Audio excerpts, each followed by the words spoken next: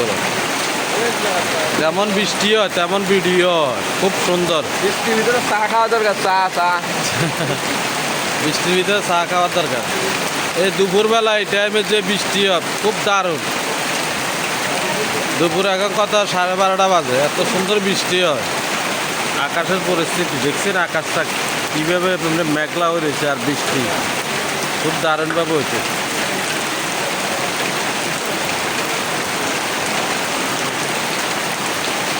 বৃষ্টিটা একদম দেখার মতো, খুব ভালো লাগে বৃষ্টি দেখে।